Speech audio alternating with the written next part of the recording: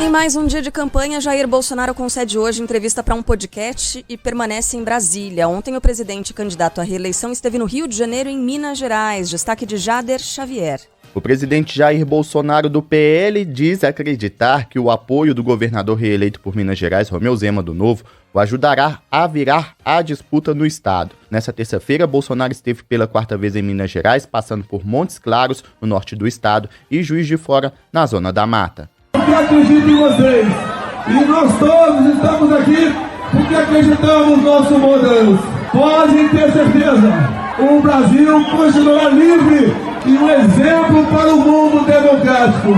A ofensiva em Minas é justificada pelo resultado no primeiro turno. Lula, do PT, teve 560 mil votos a mais que Bolsonaro. Desde o fim da ditadura militar, todo presidenciável mais votado em terras mineiras acabou sendo eleito ao Palácio do Planalto. Na propaganda eleitoral, Jair Bolsonaro pediu desculpas pelas declarações sobre jovens venezuelanas.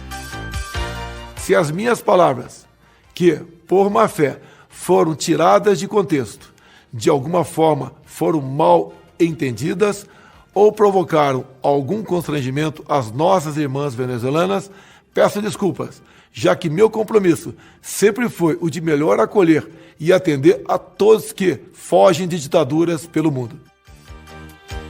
Nesta quarta-feira, Lula participa de um encontro com evangélicos em São Paulo e à noite faz uma caminhada em Porto Alegre. Ontem, o ex-presidente esteve com influenciadores pela manhã e aí mais tarde deu entrevista ao Flow Podcast. O petista reafirmou que vai acabar com o teto de gastos e defendeu a regulação da mídia.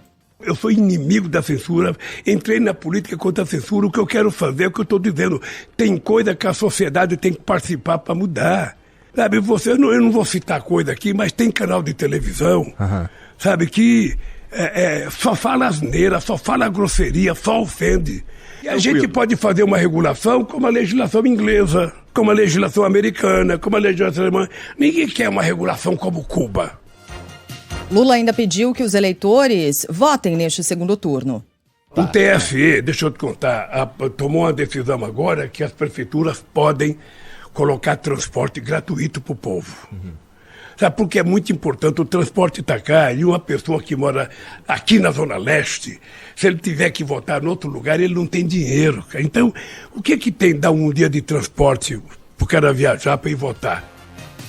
A primeira pesquisa feita após o debate da Band mostra Lula com 6 pontos de vantagem sobre Jair Bolsonaro na disputa pela presidência. Segundo o IPESP, o petista tem 49% das intenções de voto, contra 43% do presidente.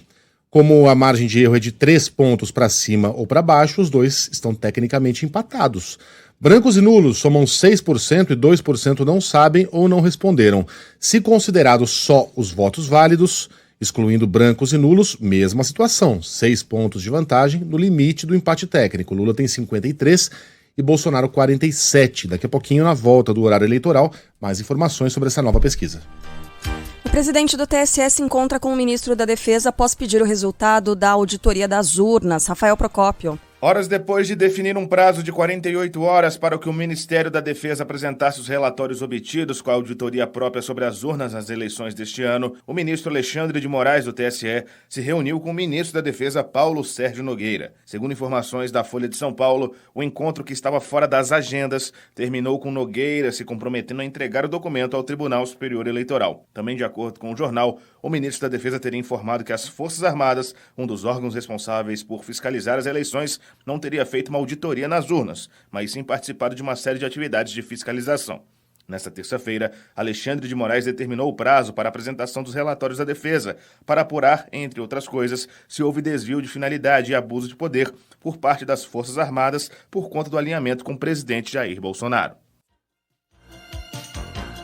E a Câmara aprova a urgência do projeto que prevê punições por erros dos institutos de pesquisa. Fala, Márcio Rocha. Depois que o regime de urgência do projeto que trata das pesquisas eleitorais foi aprovado pelo plenário da Câmara, os deputados federais devem começar a partir de agora a discutir um texto em comum sobre a regulamentação da divulgação feita pelos institutos eleitorais. A urgência foi aprovada pelos parlamentares e a discussão será feita sobre a ampliação das multas às empresas que fazem esse tipo de levantamento, além de mudar também o conceito do termo pesquisa fraudulenta. O projeto que vai ser analisado foi apresentado em 2011 pelo deputado Rubens Bueno e considera fraude quando o resultado das eleições estiver acima da margem de erro registrada pelo levantamento. A proposta foi adicionada ao projeto apresentado pelo líder do governo na Câmara, o deputado Ricardo Barros, que defende aplicar penas de prisão e multa às empresas que errarem na divulgação das pesquisas. O relator da proposta, o deputado Paulo Martins, afirmou que agora um novo texto será criado em uma ampla rodada de negociações com os líderes de todos os partidos. E esse é um compromisso aqui que nós assumimos de construir com esta casa, com as lideranças, um texto razoável de acordo para que a gente venha a estabelecer uma regra razoável que não seja restritiva necessariamente e que não afronte, não assuste ninguém, mas apenas para que esse tipo de situação não venha a ocorrer. Daqui a pouquinho a gente vai voltar a esse assunto. Criado em 2022, aplicativo do TSE recebe mais de 40 mil denúncias de propaganda eleitoral irregular. Só no segundo turno são mais de 1.500. Luciana Viana. O Brasil registra 1.578 denúncias de propaganda eleitoral irregular no segundo turno das eleições gerais de 2022. Os dados são do software desenvolvido pela Justiça Eleitoral para monitorar e divulgar irregularidades e queixas nos pleitos, o Pardal. Os estados com maior número de registros na categoria são Bahia, São Paulo e Minas Gerais. Com menor número estão Amapá, Acre e Piauí. Rapidamente, antes da gente sair do assunto eleição, perdão, Caminha, não avisei para manter a trilha. Capa do Estadão. No Congresso eleito, apenas 8% são nomes novos na política. A grande maioria daqueles que irão compor o novo parlamento já exerceu mandato ou está ligada a nomes tradicionais. É uma boa notícia para quem defende uma renovação na Câmara dos Deputados e no Senado. Não que renovação seja algo em si desejável. Às vezes a gente renova para pior, né? Mas não será o que vai acontecer, nem para pior nem para melhor. A gente vai ver um museu de grandes novidades a partir do ano que vem. Dos 513 deputados, mostra aqui o levantamento, e 27 senadores eleitos no dia 2, menos de 8% de fato representam algum tipo de novidade na política. Só 39 deputados não possuem algum tipo de vínculo político, não ocupou o cargo de alto escalão em algum governo e não é herdeiro de família tradicional da política. Ou seja, isso vai além daquele dado inicial que a gente teve de renovação na Câmara, por exemplo, de 44%, que era uma renovação dentro da média histórica e tal, mas até considerada alta, 44%. Até vai acontecer, é mais perto de 45, 44, alguma coisa. Isso, exatamente. Só que isso vai além, né?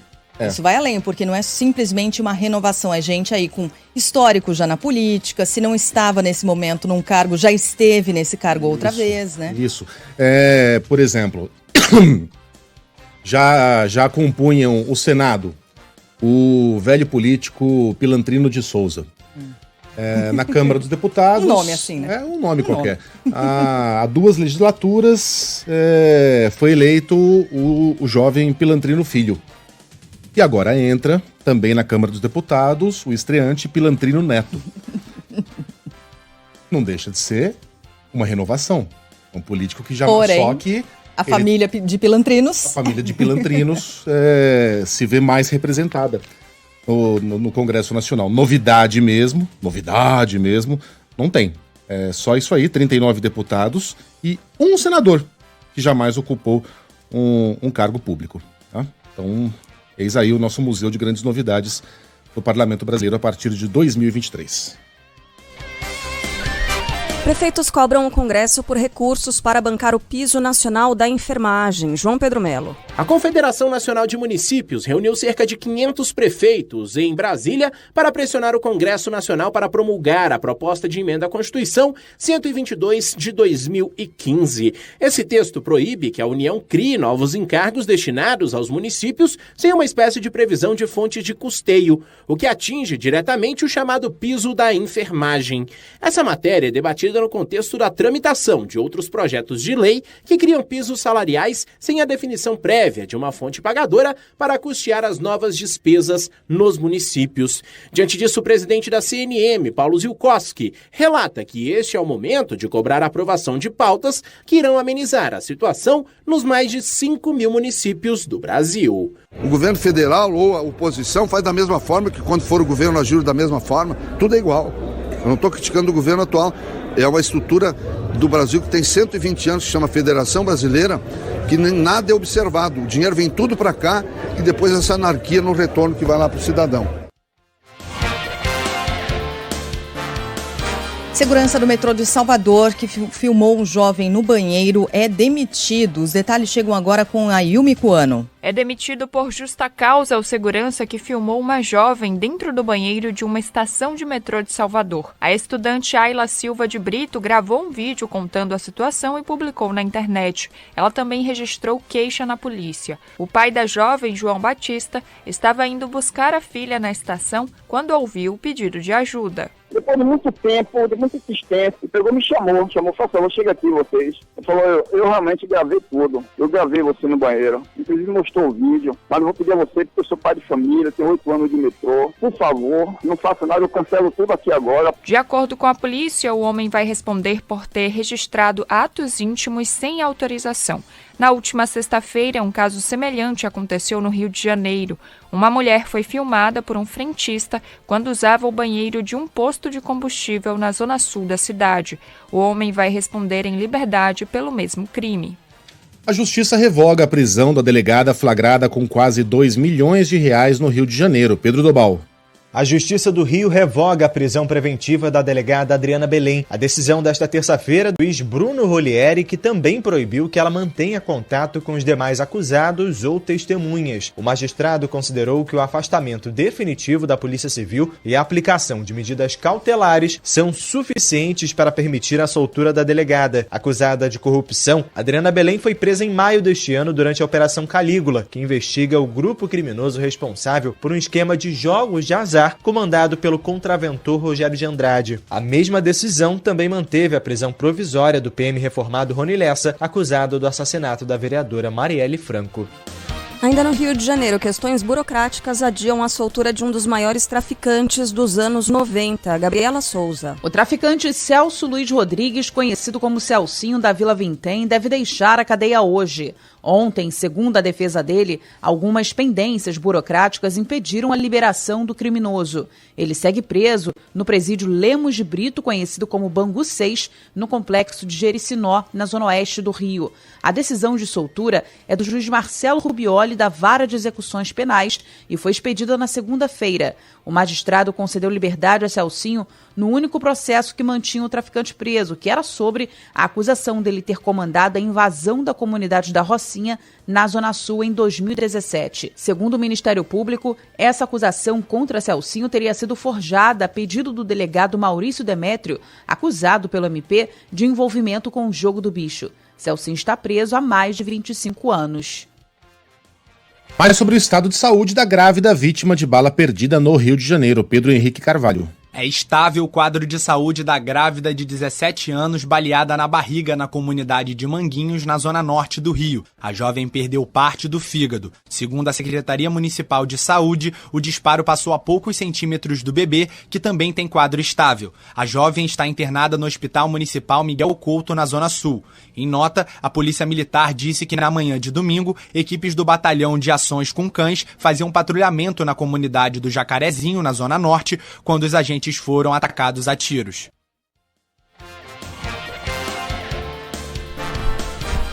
A Mega Sena acumula de novo e pode pagar um prêmio de R$85 milhões no próximo sábado. Os números sorteados ontem... É só no sábado mesmo? Não são 3 sorteios nessa semana? São 3 sorteios nessa semana. Então ontem teve um sorteio, amanhã vai ter outro e no sábado vai ter outro. É isso aí. Números sorteados ontem foram 14, 17, 18, 28, 30 e 44. Repetindo, 14, 17, 18, 28, 30 e 44. 80 apostas fizeram a quina e vão levar R$47 mil cada uma. Você tem a impressão que tá ficando mais difícil acertar a Mega Sena? Sempre foi, né? Mas a Mega Sena não tá acumulando mais do que ela costumava acumular? Olha, não tenho dados estatísticos Eu também não. com precisão. É empírico, tá? A minha sensação é que toda semana a Mega Sena acumula, e aí ela vai acumulando até chegar num prêmio de 800 quaquilhões, e aí sai pra um acertador. Não tô sugerindo nada. Apenas que anda muito difícil acertar na Mega Sena. Apenas que é mais um momento de inveja, é isso? De quem consegue ganhar uma bolada acumulada. Eu acho improvável que eu ganhe na Mega Sena porque eu não aposto.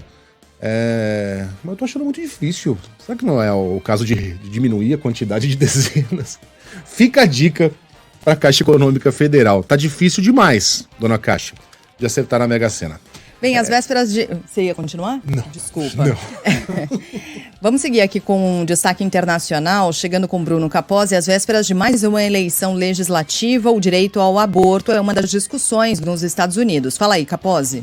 No dia 8 de novembro, os Estados Unidos vão ter uma eleição para trocar parte do legislativo e dos governadores. O resultado pode afetar o resto do mandato do presidente Joe Biden. Ontem, o democrata prometeu que o primeiro projeto de lei que promulgará, caso o partido mantenha o controle no Congresso, será o direito ao aborto no país. Neste ano, o Partido Democrata enfrenta uma onda de insatisfação pela impopularidade do presidente, pela situação econômica pós-pandemia e pelas guerras culturais em torno da educação, questões de gênero e também do aborto. Joe Biden vê potencial para virar o jogo na questão do aborto especificamente, que foi restringido por decisão da Suprema Corte de junho, ao suspender uma legislação de 50 anos.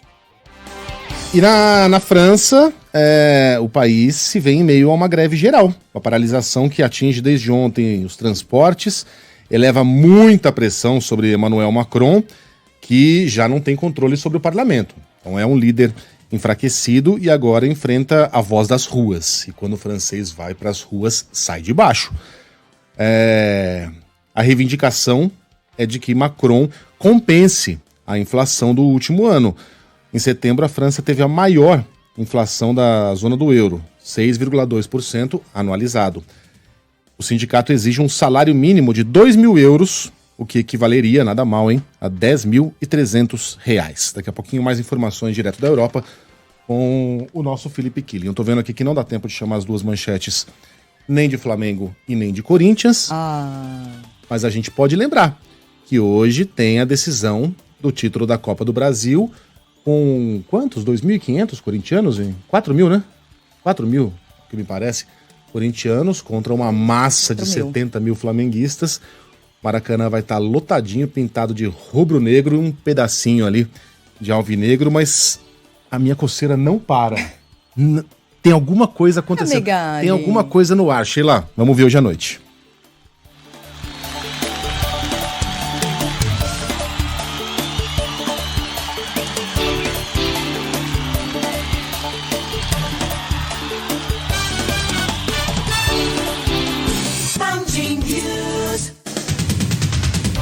Acabou!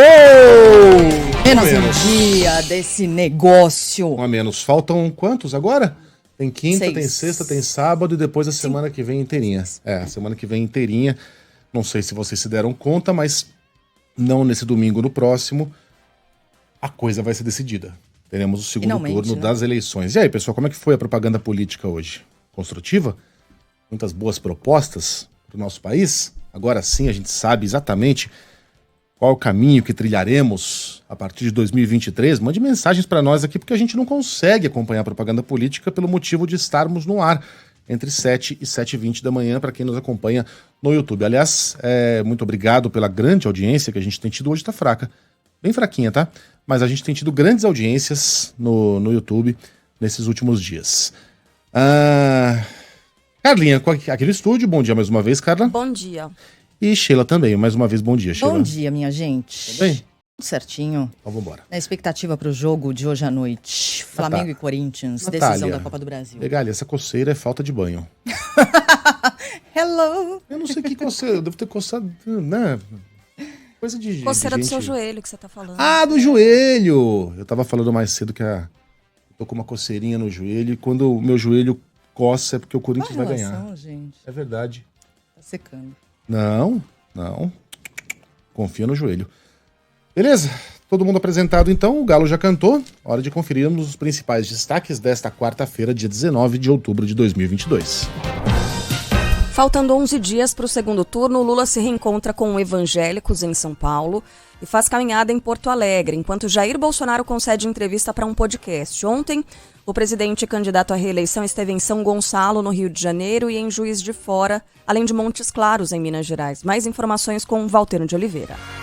O presidente Jair Bolsonaro fez campanha em São Gonçalo na manhã desta terça-feira, na região metropolitana do Rio de Janeiro. O presidente foi o mais votado no estado no primeiro turno e quer ampliar a margem de votos para compensar a derrota no Nordeste.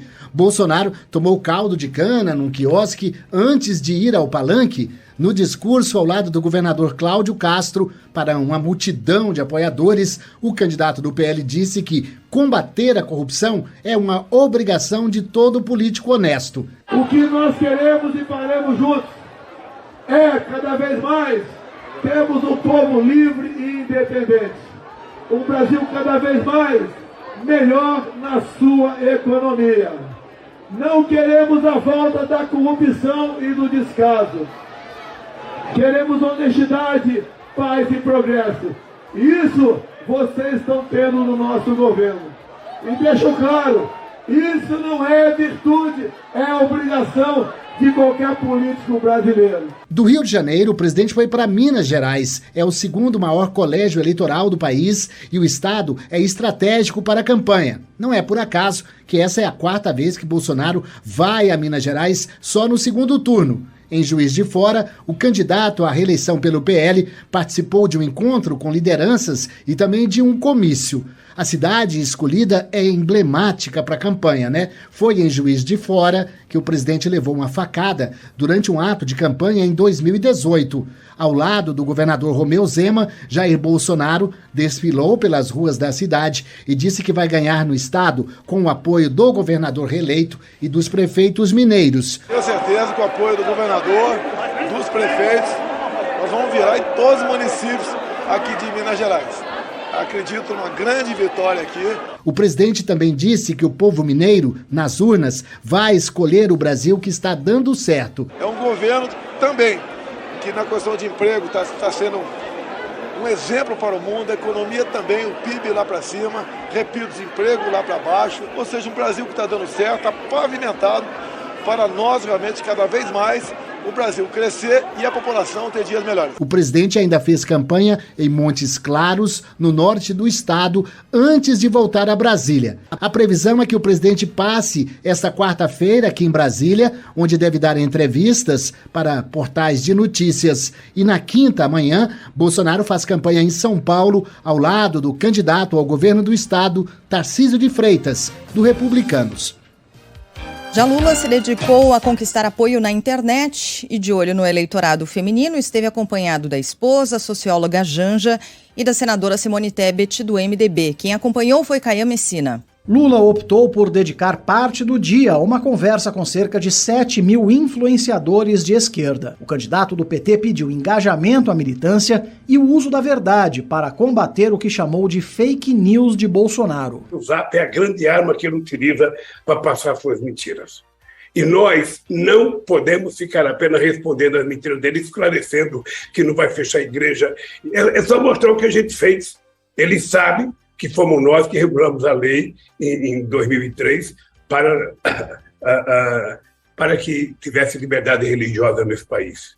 Ele sabe disso, mas ele conta essa mentira todo santo dia e isso vai parecendo que é verdade. Lula também afirmou que não basta apenas desmentir notícias falsas, é preciso mostrar propostas de governo. A gente não pode ficar apenas como se fosse alvo, sabe, com escudo tentando rebater as críticas, não é pouco.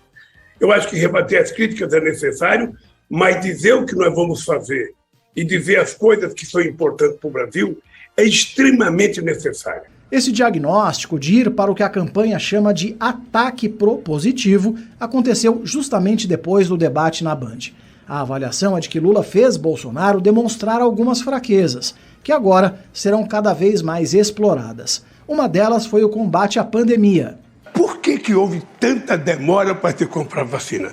O senhor não se sente irresponsável?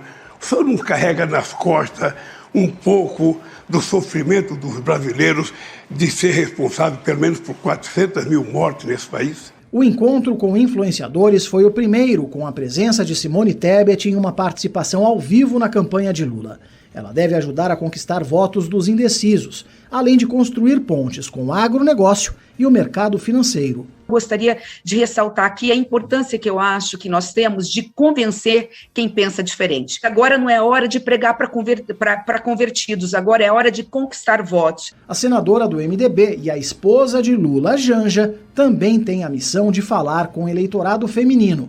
Ainda na capital paulista, Lula fez mais uma investida pela internet, participou de um podcast. Nesta quarta, o ex-presidente se encontra com evangélicos em São Paulo, segmento que é responsável por cerca de 1/3 do eleitorado brasileiro.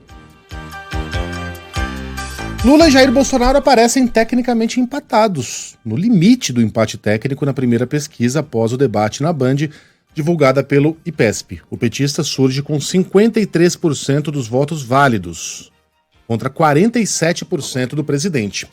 Diferença de 6 pontos. Como a margem de erro é de 3, para mais ou para menos, empate técnico, embora a diferença não tenha diminuído em relação à pesquisa anterior, que também mostrava os dois a uma distância de 6 pontos. Em intenções de voto ou votos totais, Lula tem 49% e Bolsonaro 43%.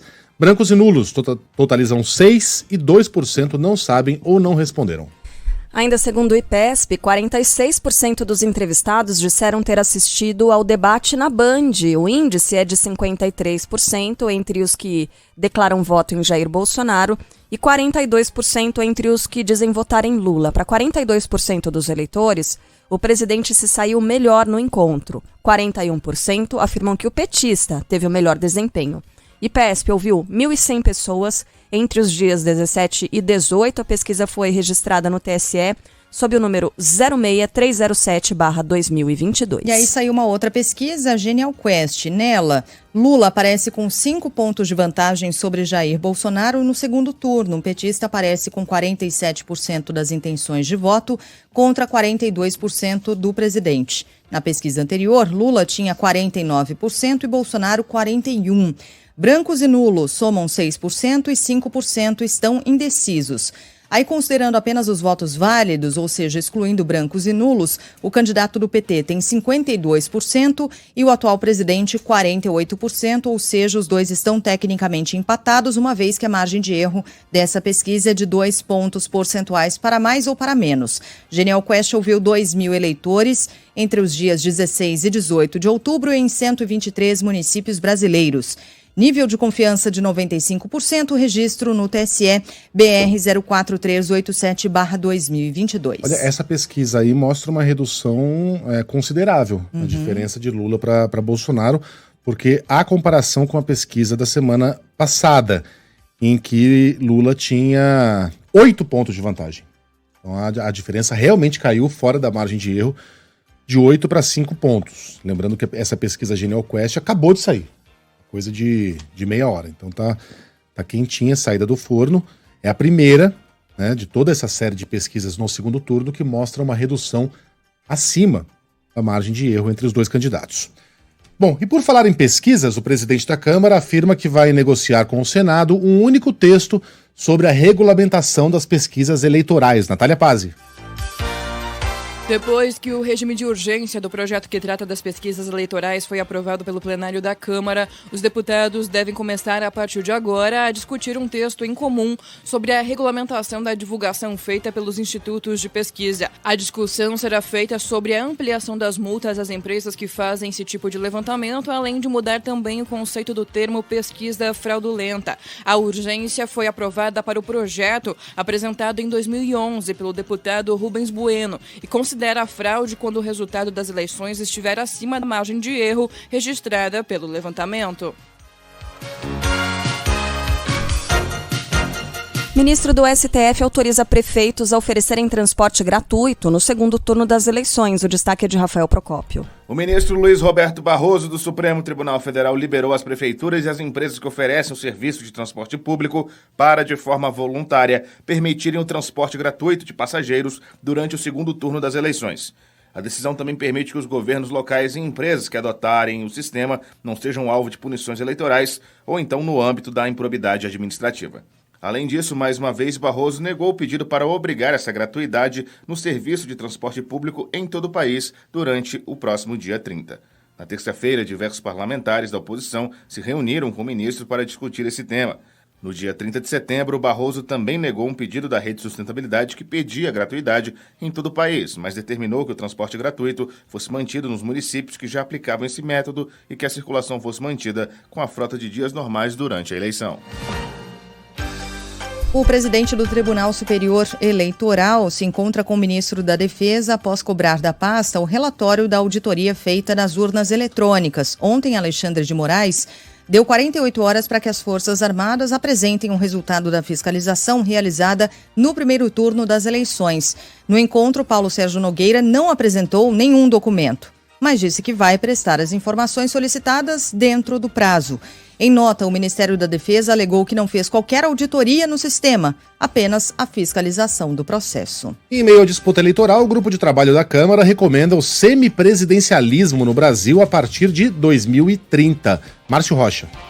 Ainda não há uma previsão de quando vai começar a tramitação do projeto que determina a adoção do sistema semipresidencialista no Brasil, depois que o relatório final foi aprovado pelo grupo de trabalho que analisava a questão na Câmara dos Deputados. O colegiado foi criado pelo presidente da Câmara, Arthur Lira, e agora o assunto precisa ser analisado tanto por deputados federais quanto por senadores antes de ser adotado no país. O texto foi apresentado em julho deste ano e, se for mantido da maneira que foi aprovado pelo colegiado, determina que a população brasileira seja consultada sobre o assunto com a seguinte pergunta, abre aspas, o Brasil deve adotar o sistema de governo semipresidencialista em que o presidente da República é eleito diretamente pelo povo e indica o nome de um primeiro-ministro para aprovação do Congresso Nacional, fecha aspas. O sistema seria adotado a partir de 2030 com a eleição popular do presidente da República como é feito atualmente. O primeiro-ministro seria indicado pelo ocupante do Palácio do Planalto e precisaria ser aprovado com maioria parlamentar. Assim, ficaria definida a diferença entre a chefia de Estado ocupada pelo presidente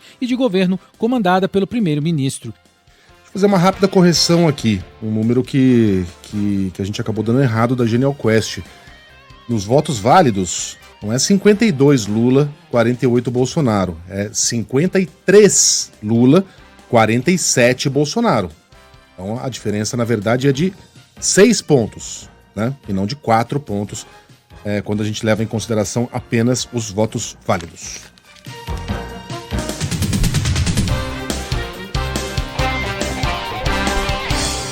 A Caixa autoriza o uso de depósitos futuros do FGTS para a compra da casa própria. João Pedro Melo.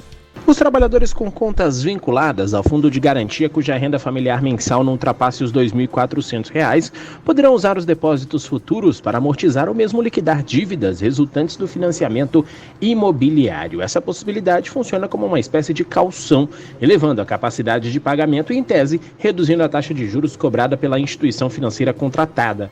A questão foi aprovada por unanimidade durante reunião do Conselho Curador do FGTS. Desde 2022, a legislação estabelece que os valores disponíveis em contas vinculadas podem ser movimentadas a critério dos titulares das mesmas, mediante autorização manifesta no contrato de financiamento.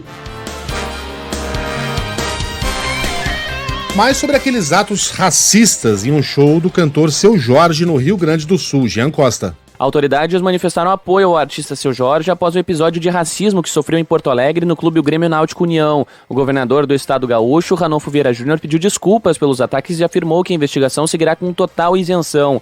O Ministério Público se manifestou através de nota, afirmando que já instaurou o procedimento investigatório para apurar o caso. O clube, que já havia divulgado uma nota, se manifestou através de uma coletiva de imprensa. O presidente do GNU, Paulo Bing, disse que se o artista se sentiu ofendido é um fator que deve ser apurado. A Polícia Civil Gaúcha, através da Delegacia de Combate à Intolerância, instaurou um inquérito e confirmou que são inegáveis os ataques racistas sofridos pelo cantor. Em São Paulo, uma história também terrível, com vídeos que mostram uma violência extrema, inclusive ameaça de morte, uma coisa horrorosa. Um humorista é vítima de racismo ao tentar usar o elevador do prédio, onde ele vive na zona oeste de São Paulo. É isso mesmo, uma moradora se recusou a usar o mesmo elevador de um e um vizinho que é negro. Meu Deus do céu. Adriel Trevisoli vai trazer mais informações. A expectativa é que ainda hoje, nessa quarta-feira, um boletim de ocorrência seja registrado. E nós conversamos, inclusive, com o Ed Júnior, humorista responsável por gravar esse vídeo. E ele relatou pra gente que desde o mês de abril já estaria enfrentando problemas com essa mesma vizinha, inclusive teria sido ameaçado com uma faca pelo filho dessa moça já em determinado momento, até que por fim ele conseguiu gravar esse vídeo aí nessa semana, que mostra o momento em que ele tá retornando pro prédio dele, ele havia descido, esses dois que são moradores ali da zona oeste de São Paulo, região da Barra Funda, ele desceu do prédio com um cachorrinho, quando na volta pro apartamento ele encontrou essa vizinha que teria se recusado aí a entrar no mesmo elevador que ele. E aí a confusão começou. É o momento que ele tira o celular aí, grava essas imagens que registraram o momento que essa mulher dispara uma série de ataques contra o humorista. O chama de imundo, ladrão, entre uma série de outros xingamentos. Bom, o caso aconteceu na última segunda, mas só ganhou repercussão hoje. Depois dessa repercussão, inclusive, essa mulher teria sido multada pelo condomínio e agora o caso deve ser investigado pela Polícia Civil sob acusação de injúria racial. É um caso que a gente está acompanhando de perto e volta a qualquer momento com novas informações. Não vai subir, então eu não subo também. Síndico, eu não subo. O elevador que ela subiu, eu vou subir. Então bora, mas eu vou chamar a polícia pra mim. Mas eu vou subir no mesmo elevador. Eu vou chamar a polícia. Tá, mas no mesmo elevador. Você não vai me perceber. Bora, filho. Eu vou na delegacia agora. Calma aí, eu vou na delegacia agora. Vai na delegacia para informar o delegado que um morador do prédio dela tá usando o mesmo elevador que ela. Só se for pra isso, né? Vai fazer o quê na delegacia? Essa foi a parte menos nojenta, tá? Que a gente colocou no ar. A gente optou por não colocar a parte em que ela diz que o rapaz é um macaco, que quando ele ri é mais feio ainda, que ele é sujo, ele é imundo. Bandido, ladrão. Pelo único fato da cor da pele. Eu não sei o que dizer. Eu poderia dizer, mas é uma louca, uma velha senil que, enfim... Mas não, porque o filho dela tem atitudes bem parecidas, né? Então tá no sangue, uma gente então, desprezível. assim, é claro que pode ser uma situação maior, mas muito motivada pelo racismo, obviamente, porque dá pra perceber nesse vídeo que aí o humorista, o Ed, ele pega ar, né, como a gente costuma dizer, quando ele ouve esse tipo de ofensa racista, é um crime que ela cometeu e ele ouve essa mulher chamando de neguinho, de sujo, de imundo, de bandido, e aí ele começa a irritar mesmo a mulher. Ele faz isso, você não vai subir no elevador, eu também não vou. Você vai no elevador, eu vou no mesmo que você. Ah, não, eu vou subir de escada, então eu também vou subir de escada. Bem. Fez muito bem, filmou tudo isso. E depois que tudo isso aconteceu, aí que chegam as ameaças de morte. Isso é muito grave. Em que ele tá fechado no apartamento dele e dá pra ouvir essa mulher, essa vizinha gritando e gritando muito. E o filho dela também, que é um homem adulto, que inclusive já fez ameaças usando faca ali, batendo na porta da casa dele, dizendo eu vou te matar. Uma coisa de briga de condomínio, mas que acabou trazendo ameaça racista, também denúncia racista, o crime que foi cometido por essa mulher. Então, inclusive o humorista diz, olha, eu tinha dúvida se eu traria ou não essas filmagens aqui à tona, porque a minha mãe é uma senhora, eu não queria expor a minha mãe, a minha família a esse tipo de coisa. E é triste demais, né, observar, porque... Aí o que essa mulher pode dizer? Não, isso aqui é uma briga de condomínio, isso não tem nada a ver com racismo. Tem sim, porque ela usou os termos racistas e ela diz pra ele o seguinte, o seu tipo de gente não é pra morar aqui nesse prédio. Exato. Não é pra... Aqui é prédio de gente decente, não é pra esse tipo de gente que nem você. Eu acho que a gente resume assim, o que aconteceu antes, o contexto não é da nossa conta. É briga de condomínio, é briga de vizinho. No momento em que ela vai lá e chama o rapaz de macaco, de preto, fedorento, aí é da nossa conta. Isso. Aí é da conta da sociedade. Né? É crime. O que aconteceu antes, o contexto, não tem importância. Isso. O crime é cometido a partir desse momento. E a gente vai continuar no caso. Vamos em frente com mais destaques de hoje. Depois de André do Rep, a Justiça manda soltar um outro chefão do primeiro comando da capital. Quem tem mais informações pra gente é o repórter da Band, Rodrigo Hidalgo. Considerado dos chefes do crime organizado, um condenado a 15 anos de prisão, voltou às ruas e, por determinação da justiça, José do Carmo Silvestre, o Pintado, tem extensa ficha criminal. É conhecido no mundo do crime por financiar assaltos a bancos e transportadoras, grandes roubos que bancaram outras atividades do PCC, como o tráfico internacional de drogas. Pintado é apontado como um dos financiadores de ataques criminosos da facção. Chegou a figurar na lista dos mais procurados do país. O bandido, que já fugiu de um hospital com a ajuda de comparsas armados, agora voltou para as ruas de uma maneira bem mais simples. Acabou absolvido por decisão de um ministro do Superior Tribunal de Justiça. No julgamento do habeas corpus pedido pela defesa, o desembargador Olindo Menezes entendeu que só o reconhecimento fotográfico não basta para comprovar que Pintado foi o autor do roubo pelo qual era acusado. Juristas ouvidos por nossa reportagem com a condição de anonimato garantiram que a decisão contraria outras determinações do próprio STJ e que o tema deveria ter sido pautado por uma das turmas do órgão. Outro grande traficante, André Oliveira Macedo, o André do Rap, também foi solto pela Justiça. Ele foi beneficiado pela mais alta corte, o Supremo Tribunal Federal. Horas depois, o STF suspendeu a decisão. Há 2 anos completados no último dia 10, ninguém tem notícia do criminoso.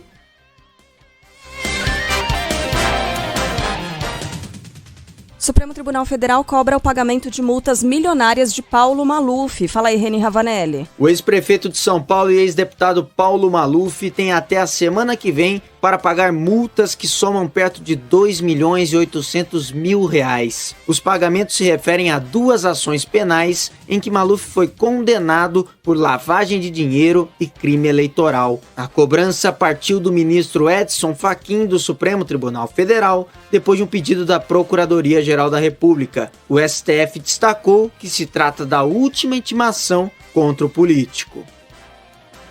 O agronegócio apresenta propostas para o Brasil levar a Conferência do Clima na ONU no mês que vem, no Egito. O documento foi entregue ontem ao governo federal pela Confederação Nacional da Agropecuária ou da Agricultura e Pecuária. Entre as propostas estão investimento em projetos que protegem o meio ambiente e um melhor aproveitamento do mercado de carbono para garantir vantagem competitiva. O objetivo é mostrar o Brasil como um país sustentável, como ressalta o presidente da CNA, João Martins. Nossos produtores rurais têm compromisso com a sustentabilidade, oferecendo não só comida e energia limpa, mas também soluções de descarbonização, compatíveis com as necessidades da retomada do crescimento econômico com menores emissões. O Brasil também pretende levar o compromisso de ser fonte de energias renováveis para o planeta. Segundo o ministro do Meio Ambiente, Joaquim Leite, o foco é mostrar o país como celeiro de energia limpa e renovável. Levando o potencial de energias verdes que se pode produzir no Brasil, de solar, de eólica e de biomassa. Isso tudo pode se transformar em hidrogênio e amônia verde para exportação. E o Brasil ser a segurança energética de energia limpa para o mundo, especialmente para a Europa nesse momento. Já o ministro da Agricultura, Marcos Montes, destaca um outro ponto importante do documento, o uso eficiente da água e do solo pelo produtor rural brasileiro. Assim, o Brasil ajuda a segurança alimentar do mundo. Esse caminho a gente tem que persistir, mantê-lo, para que o Brasil continue sendo essa potência do mundo, a potência agroambiental do mundo, produzindo alimento para também, com sustentabilidade, para ajudar a segurança alimentar do mundo que está ameaçado. A COP27 vai ser realizada no Egito entre os dias 6 e 18 de novembro. Uma pergunta muito boa que faz aqui o ouvinte, final de telefone 5001, ele diz que todo crime que ele vê, ele tem a impressão que todo crime que ele vê na televisão envolvendo racismo é de injúria racial. Ele fala, o que é racismo? O que é o crime de racismo? É boa pergunta. A diferença basicamente está na ação, mas não só na ação. Né? A injúria racial é o xingamento, é a injúria, né? O crime que está contido nas palavras. Xingamentos destinados a um indivíduo. Isso é injúria racial. Você não pode entrar nesse elevador. Você é um vagabundo. Você é um macaco. O crime de racismo ocorre, quando há uma ação concreta. Você não permite que negros entrem na sua loja. Você não aceita asiáticos no seu condomínio. Você não contrata pessoas de etnias que não são a sua ou demite pessoas por esse mesmo motivo. Crime de racismo. Ou quando você ofende uma etnia ou uma cor de uma maneira mais ampla. Se aqui no microfone alguém fala todo negro é um macaco, é ladrão, é vagabundo, racismo. Aí não se trata de injúria racial, porque é contra toda uma coletividade. É isso. Espero ter explicado direitinho. Voltando aqui ao noticiário, a insatisfação de sindicatos e de parte da população eleva a atenção da crise política na França. Informações de Bruno Capozzi. Milhares de pessoas protestaram na França em um dia de greve que afetou principalmente os transportes. Manifestantes reivindicam um aumento salarial que compense a inflação e criticam a resposta do governo à paralisação das refinarias. Funcionários em greve foram convocados pelo governo para aliviar a escassez de combustível. As demandas do protesto incluem ainda mais investimentos em escolas, hospitais e previdência social e o recuo das reformas do seguro-desemprego e na mudança da aposentadoria de 62 para 65 anos.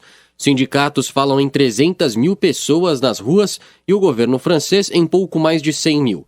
Em Paris, dezenas de manifestantes vestidos de preto entraram em confronto com a polícia e quebraram vitrines de lojas. Pelo menos 11 pessoas foram detidas. De acordo com uma pesquisa de opinião, 49% dos franceses desaprovam a greve. 39% declaram apoio ao movimento.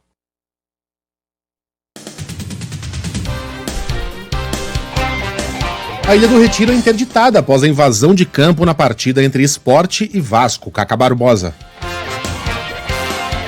O Superior Tribunal de Justiça Desportiva interdita o estádio da Ilha do Retiro, no Recife, por causa da invasão de campo de parte da torcida do Sport no último domingo, na partida contra o Vasco, pela Série B do Campeonato Brasileiro. Na decisão, o STJD também determinou que o time pernambucano mande seus jogos com portões fechados e sem carga de ingresso quando for visitante. A corte ainda suspendeu por 30 dias os jogadores do Vasco, Raniel e Luiz Henrique, por provocarem a torcida rubro-negra durante a comemoração no gol de empate da partida, que terminou com o placar de 1-1. A atitude dos atletas gerou uma confusão generalizada e uma multidão arrombou um dos portões de acesso das arquibancadas ao gramado.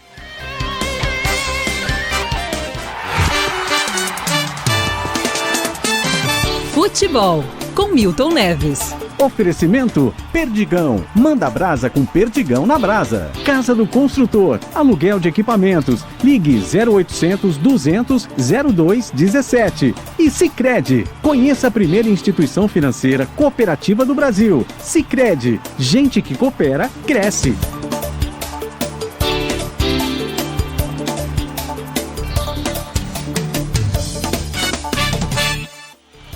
Fala, Milton, bom dia.